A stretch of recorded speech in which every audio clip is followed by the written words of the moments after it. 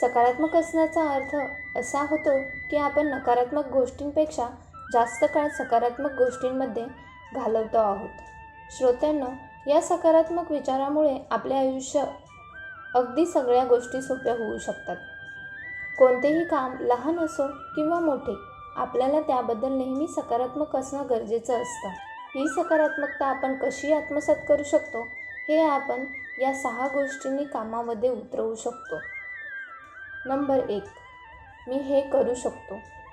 आत्मविश्वास नसलेली व्यक्ती आत्मसंशयाच्या त्या आवाजाला मान देते आणि विश्वास ठेवू लागते की तो किंवा अक्षमतेमुळे हातातील कामाचा पाठपुरावा करू शकत नाही. या पुष्टीकरणाची पुनरावृत्ती करून कोणतेही काम किंवा आव्हान पूर्ण करण्यासाठी आपल्याकडे सर्व संसाधने आणि क्षमता आहे यावरती विश्वास ठेवण्यासाठी आपले मन पुन्हा तयार करत आहात. नंबर 2, मी कालपेक्षा चांगला होईल. दिवस तुमच्यासमोर कसाही आला हे महत्त्वाचे नाही. लक्षात ठेवा, तुम्ही नेहमी दुसऱ्या दिवशी नव्याने सुरुवात करू शकता. चांगल्या सवयी आणि त्रुटी राहिल्यानंतरचा व्यापक अनुभव आगामी काळात चांगले निर्णय घेण्यास मदत करेल.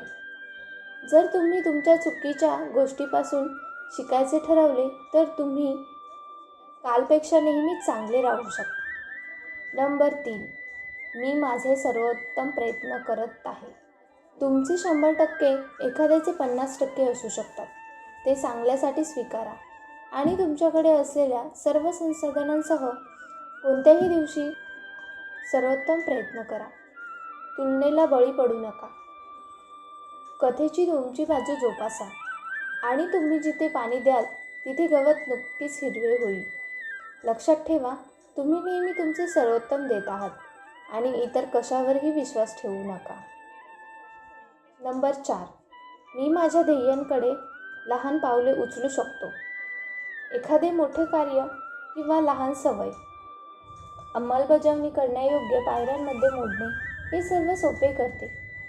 सुरुवातीच्या ठिकाणी उभे राहून वरच्या बाजूला पाहणे तुम्हाला नक्कीच भारावून टाकेल, परंतु तुम्ही नेहमी तर्कशुद्धपणे विचार करू शकता आणि जीवनातील तुमची सर्व उद्दिष्टे साध्य करण्यासाठी त्या मोठ्या कार्यांचे छोटे छोटे चरणांमध्ये विभाजन करून शहाणपणाने कार्य करू शकता.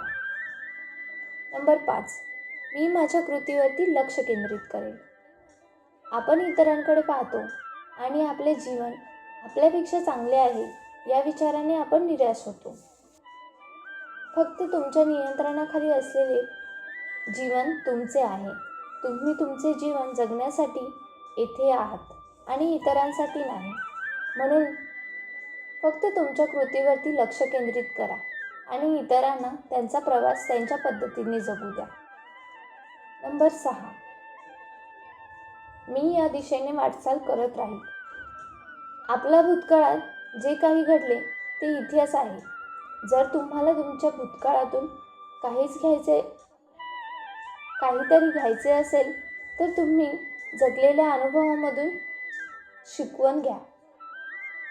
वाईट विसरत जा आणि योग्य दिशेने वाटचाल करत राहा, कारण फक्त तेच महत्त्वाचे आहे. आजच्या व्हिडिओमध्ये इतकंच.